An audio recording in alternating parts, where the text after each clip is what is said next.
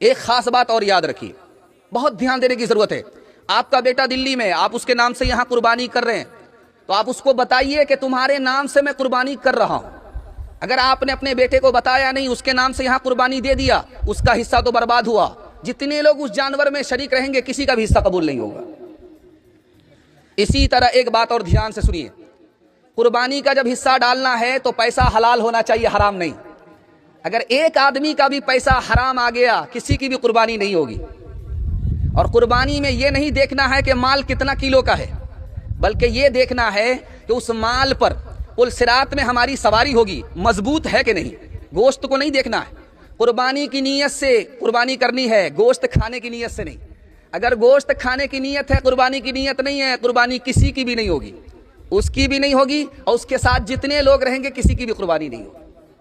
ایک بات اور یاد رکھیے، آخری بات آپ کو بتانے کے لیے جا رہا، جانور کے ساتھ اچھا سلوک کریں گے جنت میں جائیں گے، جانور کے ساتھ برا سلوک کریں گے جہنم میں جائیں گے۔ آپ کے گھر میں برنی کا کھوتا ہے، گرم پانی اس میں ڈال نہیں سکتے۔ گرم پانی سے اگر آپ نے برنی کے کھوتے میں برنی کو پانی ڈال کر کے ہلاک کیا، آپ کو گناہ ہوگا۔ آپ کے گھر میں چوٹی کا بل ہے، اس میں آگ نہیں ڈال سکتے، آپ کو گناہ ہوگا۔ آپ کا جانور بدماش ہے، اس کو لوہے سے داغ نہیں سکتے۔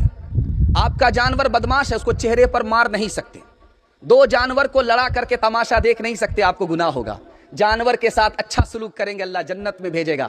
اگر جانور کے ساتھ برا سلوک کریں گے تو اس بدسلوکی کی وجہ سے جہنم میں جانا ہوگا۔ ہاتھ اٹھا کر کے وعدہ کیجئے، جانور کے ساتھ اچھا سلوک کریں گے۔ ہاتھ اٹھائیے انشاءاللہ۔ جب تک جانور ٹھنڈا نہ ہو جائے، اس کے ہاتھ پاؤں کو نہیں کاٹیں گے۔ ہاتھ اٹھائیے انشاءاللہ۔ ایک مثال ہے، پیغام ختم کر رہا ہوں۔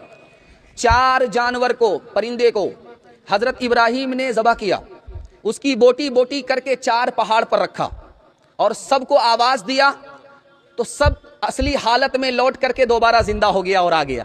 وہ 4 پرندے کیا کیا تھے وہ آپ کو بتانے کے لیے جا رہا ہوں۔ اس میں پہلا پرندہ مور تھا، دوسرا پرندہ اس میں شتر مرغ تھا، تیسرا پرندہ اس میں کوا تھا، چوتھا پرندہ اس میں گدھا تھا۔ یہ 4 پرندے کیوں ذبح کرائے گئے اور ایک مرتبہ ذبح کرنے کے بعد اس کو دوبارہ زندہ کیوں کیا گیا؟ یہ دراصل تعلیم دینی تھی کہ جو مردہ قبر میں پہنچ گیا ہم دوبارہ اسی طرح زندہ کریں گے۔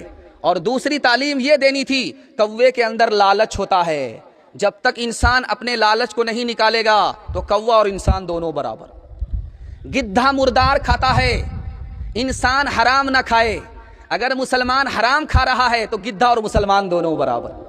شتر مرغ نفس کا غلام ہوتا ہے، اگر مسلمان نفس کی غلامی کر رہا ہے کہ خدا کی غلامی نہیں، تو شتر مرغ انسان اور جانور